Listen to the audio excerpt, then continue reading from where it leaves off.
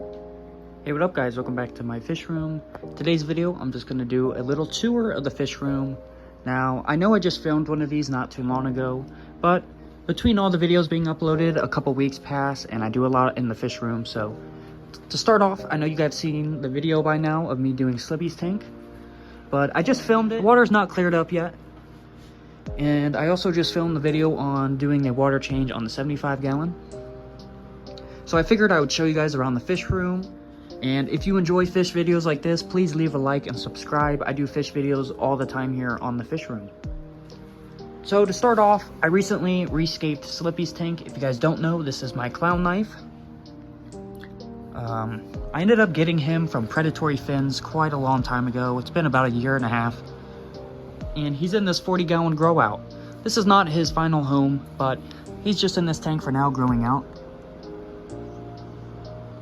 Now, I just did a big water change and cleaned the tank, and I just did this scape, so he's kind of spooked, but he normally just chills in this corner, just like this. Pretty much on any day, you'll find him sitting here. Now, I really like this fish. He's super smart and intelligent, but he's extremely aggressive, so that is why he is by himself in this tank. That's pretty much it. This is just a 40-gallon breeder with a hang-on back filter and one little clown knife in it. All right, let's move on. Over here is my 75-gallon cichlid tank. Now, this tank does look pretty small on camera, but it is much larger than it looks on camera. I mean, front to back, it is my whole arm span, so this tank is a lot longer and bigger than it seems on camera. Now, in here we have an Oscar named Sheriff, because he always stops everyone fighting. In the back there, we have a Starry Night cichlid. It's hard to see because I was just doing water changes. But then we also have a big group of firemouth cichlids. There's about 5 of them in here. 3 of them are female and 2 of them are male.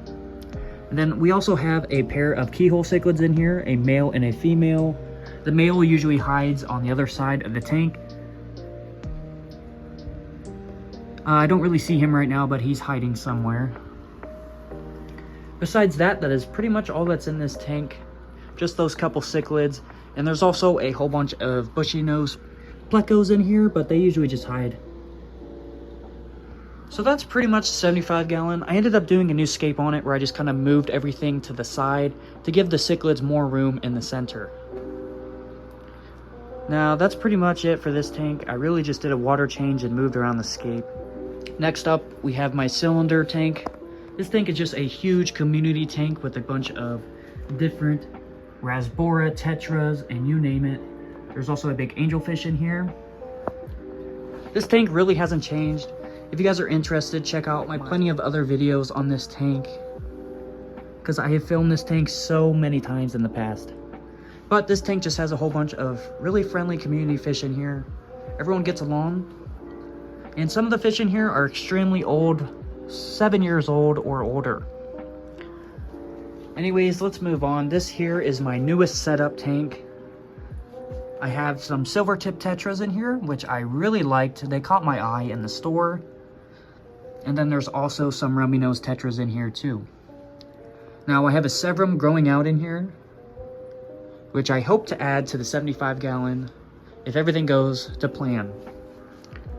This angelfish here is a potential male to breed with the angelfish over here. But he's a little bit too young to tell right now. But I do believe it looks like a male. I'll have to wait and see when it gets a bit older. That's pretty much it for this tank. It's just a small community tank where I'm growing out a couple fish. Next up to that, we have my samurai betta fish. If you guys don't know, I rescued him from Petco. This fish had pretty much no fins when I got him from Petco. All these fins right here were missing. The one on top, the one on the side, the one on the bottom. They were all missing and pretty much gone. And I got a really nice discount on this samurai betta fish. And I brought it home and put it in this 5 gallon here by itself. And I raised it back to health and got all the fins back. And that was quite a long time ago, but you guys can go check it out on the channel. I did film videos on this betta fish. Now last up, we have my new breeding project in the fish room. And this is just some long fin blue Danios. Now, if you guys don't know what these are, they're just a Danio, which is kind of like a very fast moving egg laying minnow. Now these ones are sort of a zebra danio, but they're blue. They're not exactly the same color as a zebra. I think they look really cool. It's hard to capture them on camera in this tank with the red background.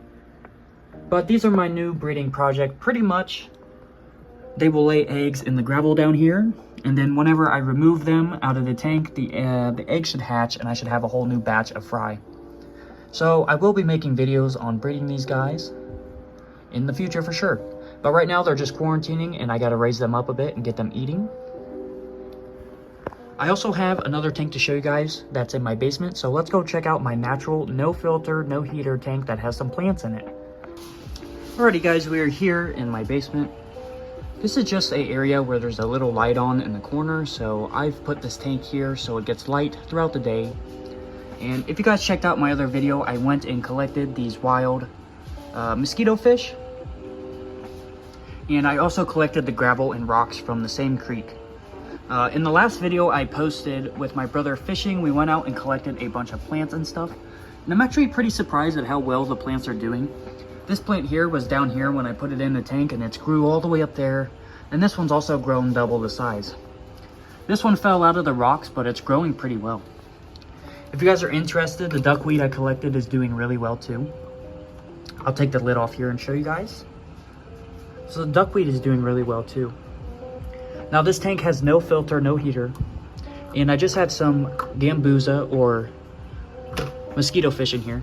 I thought this tank was really cool to do because it has no filter, no heater, and I collected all the fish and rocks from a local creek along with the plants.